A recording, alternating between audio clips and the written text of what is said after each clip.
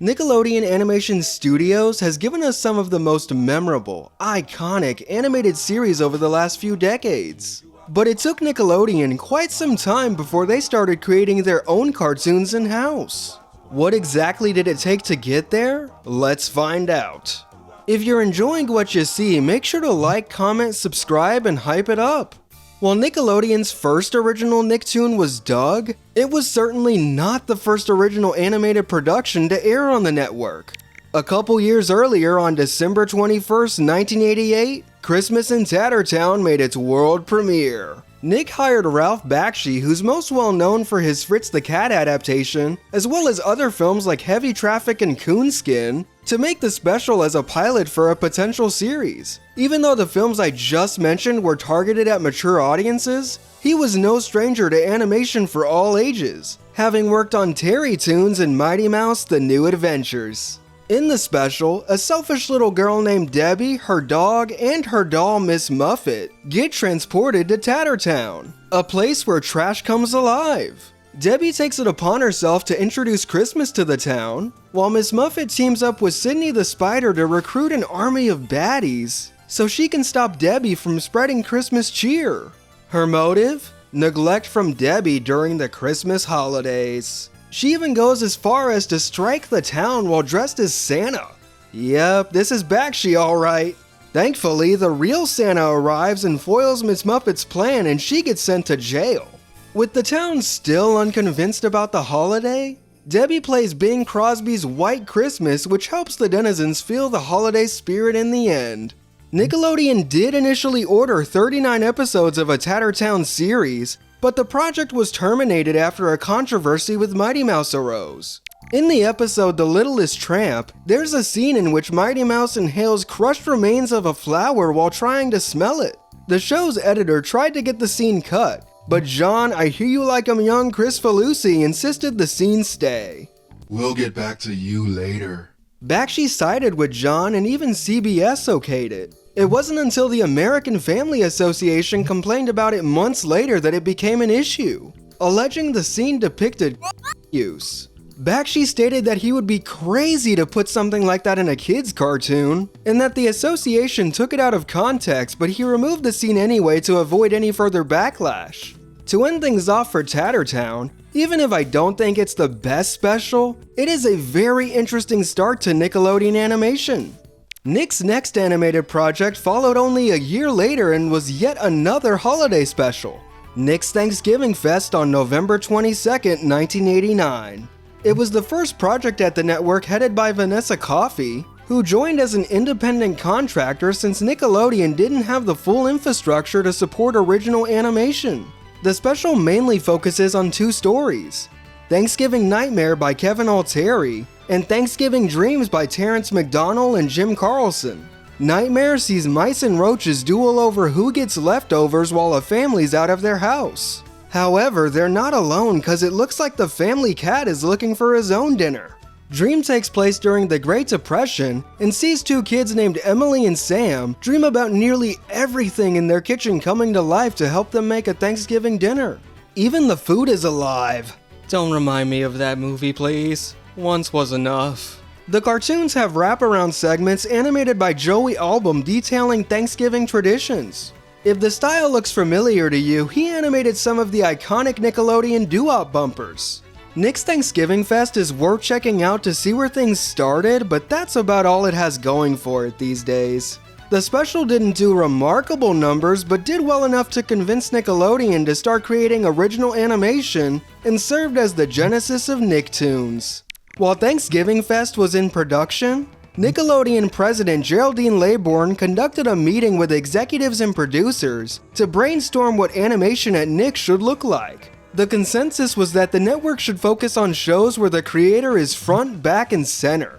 Most of the animation on television at the time was toyetic, made to sell brands and merchandise.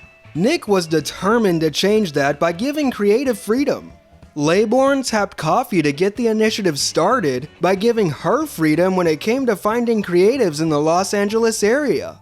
Her aim was to find projects that were freshly distinct from one another to avoid creating a uniform house style for the Nicktoons.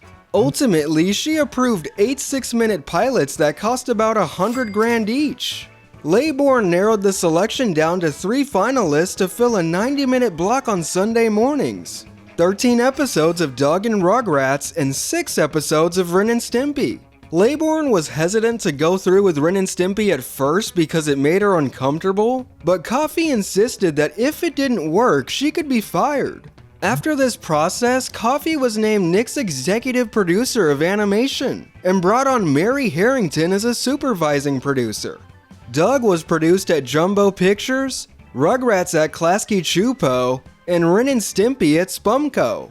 The 3 original Nicktoons debuted on Sunday, August 11th, 1991 at 10 a.m. Eastern with Doug Can't Dance and Doug Gets Busted, followed by Tommy's First Birthday, and lastly Stimpy's Big Day and The Big Shot.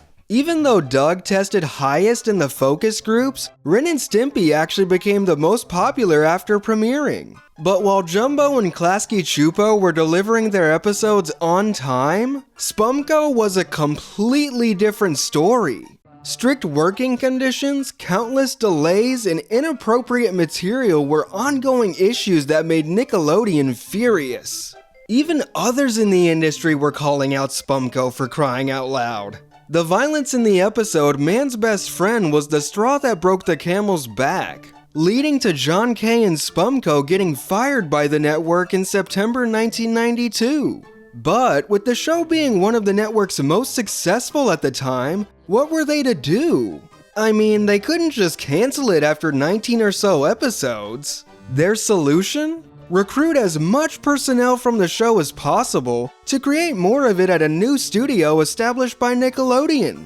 That studio would be called Games Animation, located in Studio City, California. Of course, John wasn't having any of it, and he refused to stay on as a consultant, so Bob Camp took over as showrunner. Around the same time, creative executive Linda Saminsky approached Joe Murray to create a pilot after seeing his short film My Dog Zero.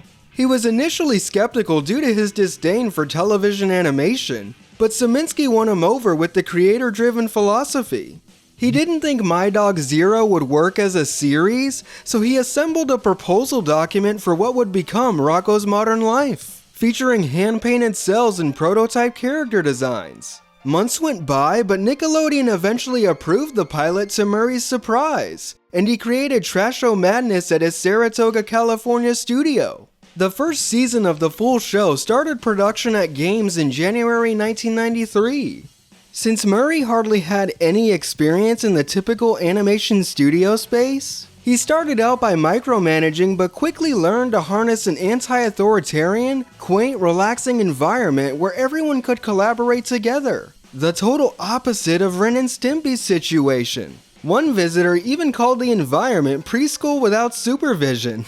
Murray said that the workplace atmosphere was not solely his doing, but it was a result of everyone who worked on the show. Rocko's Modern Life premiered on Saturday, September 18, 1993 at 9:30 p.m. Eastern as a part of Nickelodeon's Snick Block with the episodes A Sucker for the Suckomatic and Canned. During the show's 4th and final season, Joe Murray handed over creative director duties to Steven Hillenburg and Ken Kessel, who kept the studio's reputation and the show itself steady. Unfortunately, Nick opted out of a potential 5th season and the show aired its last episode in November 1996. The network felt like 52 episodes was enough, and the complaints from parents objecting to the show's adult humor probably influenced their decision as well. Just a year prior, Ren and Stimpy ended its run after 51 episodes due to declining ratings, and one shelved episode eventually found its way to MTV. And a year before that, Doug and Rugrats ended their runs at 52 and 65 episodes respectively, but Klasky Csupo premiered their next show the same year. Real Monsters! Nick allowed Jumbo Pictures to shop Doug elsewhere due to the network not fulfilling their side of a contract, so Disney picked it up for an additional 65-episode run on ABC starting in 1996. When it comes to the Nickelodeon side of things in 96, things were really starting to shake up. Laybourne and Coffee left the network to pursue other opportunities. With Herb Scannell and Mary Harrington taking their places, several new Nicktoons and pilots were in development at games. Most notably Hey Arnold, Angry Beavers, SpongeBob, and CatDog. Plus, a new season of Rugrats from Klasky Csupo was underway. Scannell even invested $350 million into the Nicktoons brand to cover the next few years. Things needed to go even bigger to keep production smooth across the board. So Albie Hecht, president of Nickelodeon Film and TV Entertainment, met with artists to devise concepts for a new studio space. Everyone's goal was to create a playful, inspirational, and cutting-edge lab, which would hopefully give birth to the next generation of cartoon classics. Nickelodeon Animation Studio opened its doors on March 4th, 1998, and everything already in production at games moved there. The new building, located at 231 West Olive Avenue in Burbank, California, was able to accommodate up to 300 employees and handle 5 productions at one time. Each production house had its own color and design theme, as well as individual living rooms, lounges, and conference rooms. And that's on top of the post-production facilities, Foley stage, and Skylift loft. In September 1999, Nick opened up another studio in Manhattan, New York, mainly focused on digital animation for shows like Blue's Clues and Little Bill. By the time the new millennium hit, the Burbank studio was hard at work on the second season of SpongeBob and started development on shows like The Fairly OddParents, Chalk Zone, and Invader Zim, 2 of which originated from the network's Oh Yeah Cartoons animated shorts program. Theatrical movies based off several current Nicktoons like Hey Arnold and SpongeBob were also in production. In 2005, Nickelodeon took on their first ever piece of serialized animation with Avatar: The Last Airbender, a show that is still regarded as one of the network's best of all time to this day. In the same year, the relatively new Nicktoons network used a digitally altered version of the animation studio for their Animation Capital of the World promotional campaign. In 2007, the studio reached 2 milestones after launching El Tigre, the first Nicktoon animated in Flash, as well as Tak and the Power of Juju, the first Nicktoon animated in-house with CG elements. 2011 saw the network premiere of Winx Club, with a new season that served as the first show produced by Nick Animation Studio based on a pre-existing property. The studio also worked on the 2012 reboot of Teenage Mutant Ninja Turtles, another established property around the same time.